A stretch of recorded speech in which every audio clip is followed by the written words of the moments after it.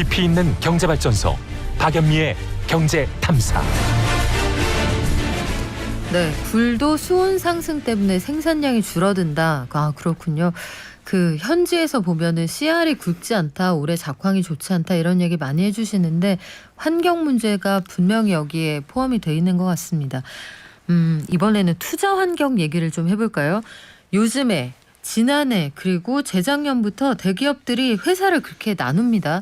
나누고 쪼개고 하는데 주주들은 반대해요. 이렇게 되면 내 주가 떨어질 것 같은데 왜 분할합니까? 라고 종목 토론방에서 백날 얘기해봐야 기업 총수, 오너들은 사실상 마음대로 하고 있는 게 우리 현실인데 왜 그러는 건지, 대응할 수 있는 방법은 없을지 참세상연구소 홍성만 실장과 함께 알아보겠습니다. 안녕하세요. 네, 안녕하세요. 대기업들이 사업별로 회사 나누는 거 많이 하잖아요. 네, 그렇습니다. 대표적으로 그 배터리 업체들 보면 네. 알짜인 배터리 만드는 회사하고 요 위에 있는 회사 두 개로 나누겠습니다 네네. 해서 한 번 또 난리가 났었는데 최근에 포스코도 비슷한 이슈가 있었고, 맞습니다. 구체적으로 어떤 회사들이 그렇습니까? 대표적으로 최근에 LG 화학을 좀 들 수 있는데요. 지난해 말에 이제 말씀하신 대로 배터리 사업 분야를 분할해서 LG 에너지 솔루션을 설립을 했습니다. 아마 빠르면 이번 주에 이제 상장도 할 것 같은데, 아무튼 이게 이제 관련해서 이제 상장 작업을 진행하고 있는데, 그 과정에서 이제 LG 화학 주가가 이제 20% 이상 폭락을 한 상황이고요. 그다음에 SK 케미칼 같으면 바이오 사업 분야를 떼내서 SK 바이오사이언스를 상장을 했습니다. 마찬가지로 이 SK 바이오사이언스도 지난해 3월 이제 상장 이후에 주가가 2배 이상 오른 상태인데, 반면에 이제 SK 케미칼은 주가가 반토막이 났습니다. SK 이노베이션도 이제 배터리와 이제 석유 사업 분야를 이제 분할을 예고를 했는데, 그 뒤에 이제 주가가 폭락하고 있는 그런 상황이고요. 그리고 이제 현대중공업하고 대우조선이 지금 합병 작업을 계속을 하고 있는데, 이 과정에서 이제 현대중공업이 사업부를 물적 분할해서 이거를 이제 독자 상장한 바람에 이 중간 지주 회사인 한국조선해양 이 주가가 30% 이상 이제 폭락하고 있는 그런 상황입니다. 근데 회사를 쪼개는 걸 물적 분할이다, 인적 네네. 분할이다 이렇게 얘기를 하잖아요. 네, 그렇습니다. 이번 사례로 들어주신 요 물적 분할들 대체 이게 뭐길래 이렇게 문제가 생기나요? 물적 분할은 이제 한 회사의 이제 특정 사업부를 쪼개서 이제 개별 회사로 이제 만드는 것을 말하는 건데요. 배터리 만드는 회사랑 석유 회사는 나눠서 네. 독립 법인으로 만들겠습니다. 그렇습니다. 예컨대 이런 각각 거죠. 사업부로 이제 같이 있었는데 이거를 이제 독자 회사로 만든 그런 걸 말하는 건데요. 이게 이제 원래는 하나의 회사였기 때문에 이 이제 새로 만들어진 회사는 이제 원래 있던 기업의 자회사, 100% 자회사가 된 그런 방식인데요. 네. 문제는 이게 이제 이 자회사가 주식시장에 이제 독자적으로 이제 상장하게 되는 경우에 이제 문제가 좀 생깁니다. 원래는 이제 하나의 회사였기 때문에 이게 두 회사로 나뉘게 되면 주식 가치도 두 개로 이제 분할될 수밖에 없는 그런 상황이겠죠. 근데 이제 이 과정에서 모회사는 원래 이제 기업은 자회사를 이제 계속 지배할 수 있기 때문에 대주주 같으면은 주주권 손실이 전혀 없는 반면에 이 모회사의 이제 개인 주주, 이 소수 주주들 같은 경우는 이제 물적 분할로 인해서 주식 가치가 하락해서 손해를 보게 되는 그런 상황이죠.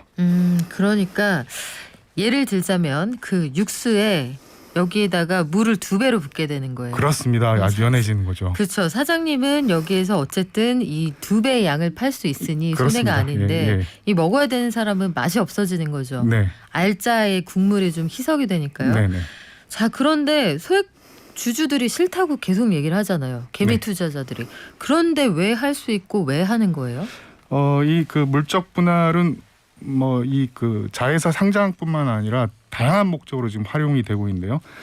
대표적으로 이제 이 재벌 총수의 총수 자녀들의 경영권 세습 문제도 악용이 되고 있습니다. 대표적인 사례가 삼성물산의 기업 분할과 그리고 제일모직과 이제 합병, 이렇게 좀 보시면 될 것 같은데요. 그리고 이제 원래는 이제 기업 구조 조정이나 사업 재편을 위해서 많이 이제 활용하는 수단이었습니다.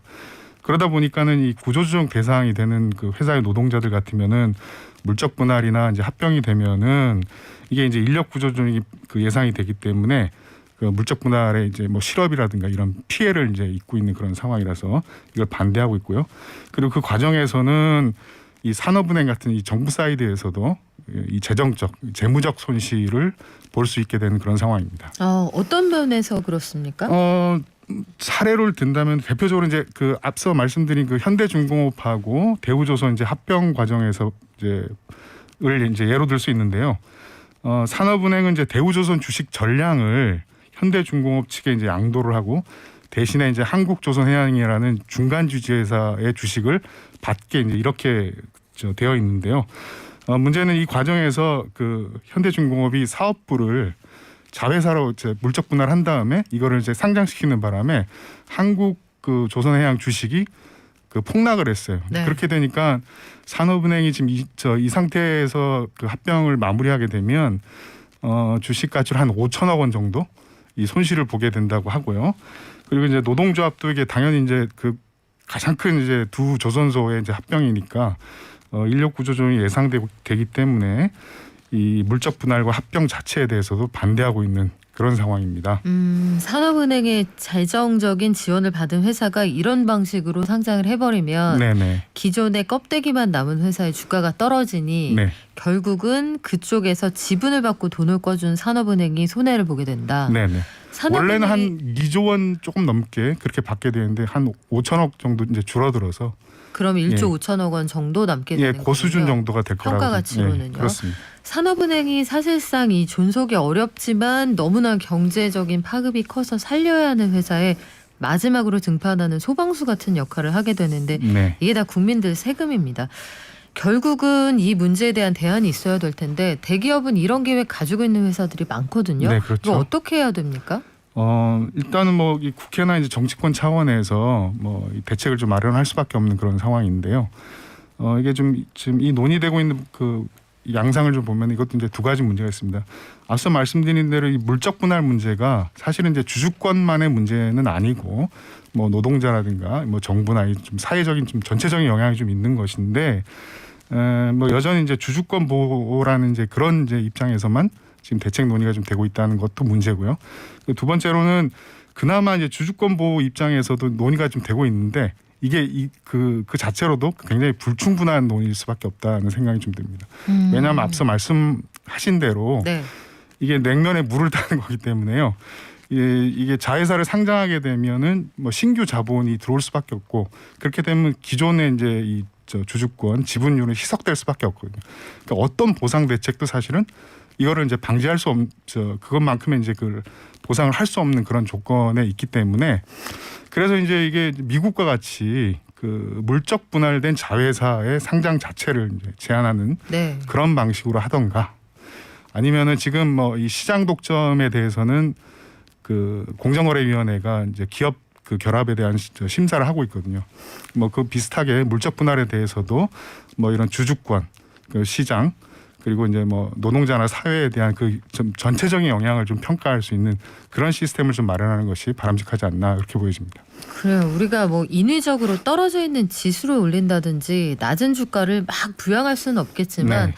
분명히 그러지 않으면 지킬 수 있는 주주들의 그 주당 주식 가치는 있을 거거든요. 이런 조치들이 좀 면밀하게 마련됐으면 좋겠습니다. 남들은 못하는 게 우리나라에서만 된다 하면 문제가 되는 것들이 꽤 있거든요. 그러니까 미국에서는 이렇게 하면은 소송 걸리고 난리가 날 만한 일이 사실 최근 한 2년 사이에 우리 증시에서 정말 많이 벌어졌습니다. 이런 것부터 고쳐나가는 그런 정책을 누군가 제시해 준다고 하면 이런 것들 참 주주들에게 소구할 수 있을 텐데요. 한 표 행사하시겠어요?